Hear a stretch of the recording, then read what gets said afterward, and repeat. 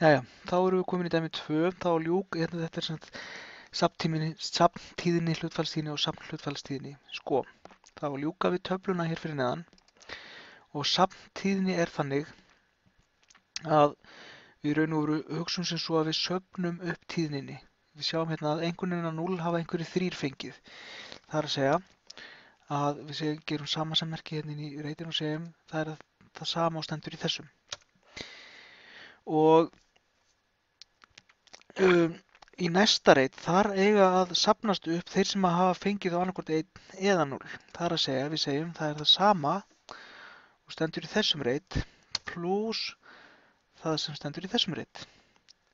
C23 pluss D22. Býtum við. Nú er þetta sannlega eitthvað mingum þetta. Úps, þetta var svo lítið. Svona. Cirka svona. Og í þennan reit, þar viljum við þá væntanlega fá það sem er í þessum reit pluss það sem hefur safnast upp áður, það er að segja fjöldin sem hefur fengið annarkvort 0, 1 eða 2. Og ég veit að það voru 10 sem hefur fengið 0 eða 1 og það eru 10 sem hefur fengið 2, þannig að þetta er allt að koma. Núna er það þannig að ég sjáum hérna þessa formúlu hérna og ef ég fer inn í þennan hérna reit,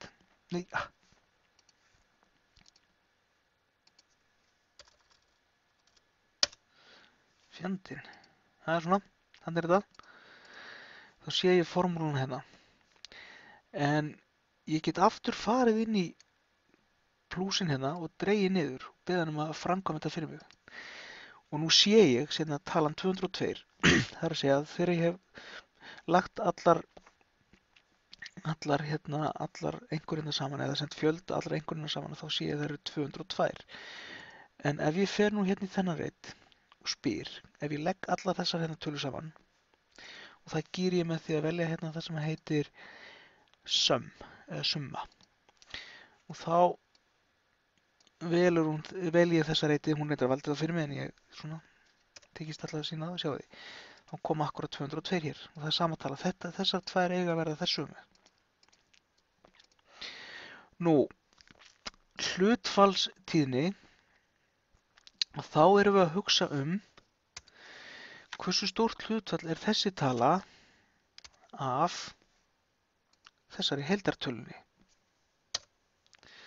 Þetta er hérna 0,01 og að samaskapi þá hef ég áhuga að vita hversu stórt hlutfall er þessi sem 7 af 202. 1% og 3% og svo framvegis, þannig að ég hef sem sagt áhuga á þessari hlutfalli sem á milli þessarar og þessarar. Og ef ég reynir nú að nota plúsin núna þá gerist kannski eitthvað, nei, heyrðu nú mig, þetta er eðlilegt, sjáðu til, við horfum núna þess að formúla hérna, þessi er C22 sem er þessi hérna reitur, deilt með C33 sem er þessi hérna reitur. Í næsta, þá segir hann C23 deilt með C34, það er samt reiturinn fyrir neðan, þannig að hún hliðrar formúlunni niður 1. En ég vil að hún haldi áfram að deila með alltaf með C33. Þannig að nú fer ég hérna inn í og íti á F4. Á minni tölvu þarf ég að íta á takka sem heitir FN og svo F4. Það er mismunandi hvernig þetta er. Og þá sjáum við að það koma svona dollaramerki á undan C-inu og undan 33. Ef ég íti aftur á hann, þá er það bara á undan 33 og ef ég íti einu sinni N, þá er það bara á undan C-inu. Og ef ég íti einu sinni N, þá hverfa all merki, en ég vil sem þetta að það sé bara nákvæmlega þessi reitur og ég festi hann með þessu, með því að hafa dollarmerki fyrir framann bæði C og 33.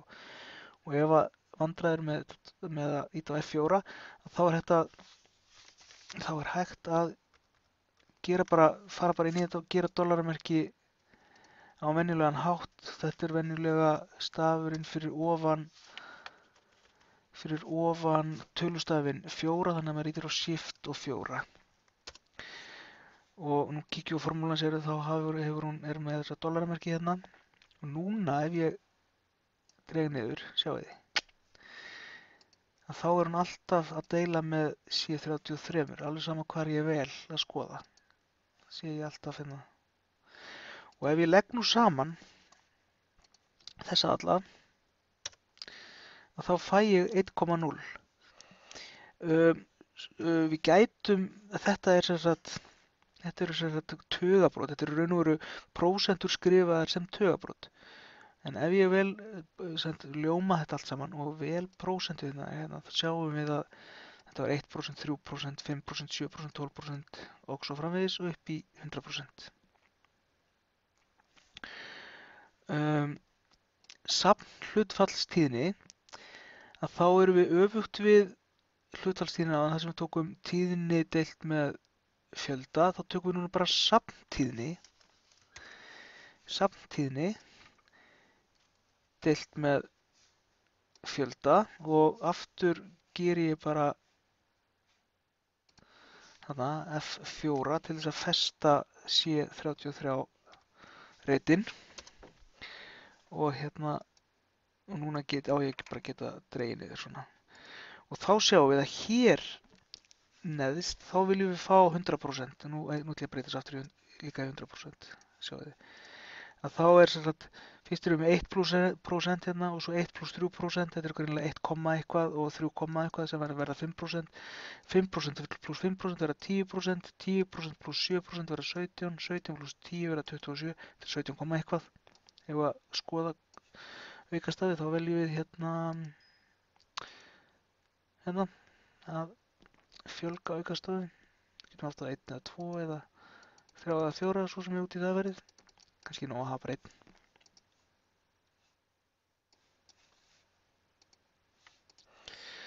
Þannig að við viljum að þessi tala og þessi tala sé svo sama. Og þá má segja sem svo að við séum búin að ljúka við töfluna hérna að neðan og þá getum við farið að svara spurningunum það hverjir féllu á prófinu, hversu margir féllu á prófinu fyrir neðan eða fengu einkunn undir 5 og þá skoðum við hérna einkunn sem er þá með 0, 1, 2, 3 eða 4 og við gætum sem þetta lagt samansett 21 plus 15 plus 10 plus 7 plus 3 eða við skoðum hérna safntíðnina sem eru þá 56, það er greinlega 56, við getum að lesa það beint, við þurfum ekki að reikna þetta hérna, summuna hér, hún er komin.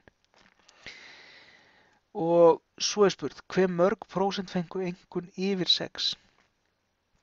Yfir 6, að þá erum við ekki að telja 6 með, heldur sem þetta 7, 8, 9 eða 10. Ef við segjum yfir 6, þá erum við að meina hærra en 6, sem þýðir að 6 er ekki með. Þeir sem fengu þá 7, 8, 9 eða 10. Og við getum svo sem séð að þeir sem fengu 5 eða lægra eru 40%. Við sjáum það hérna með safn hlutfallstíðninni.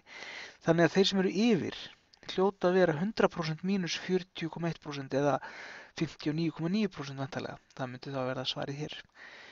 Þá hefur við að gera súlurit yfir þessa dreifingu og þá borgar sig eiginlega bara að taka þessar tölur, velja hérna insert og fara í column og þá fáum við þessa mynd hérna og hún myndi heita kannski, hvað ég segja, hægri skekt með vinstri hala. Já, og þá erum við eiginlega bara búin að afgreiða þetta dæmi. Vonandi dugar þetta til þess að vinna þetta dót.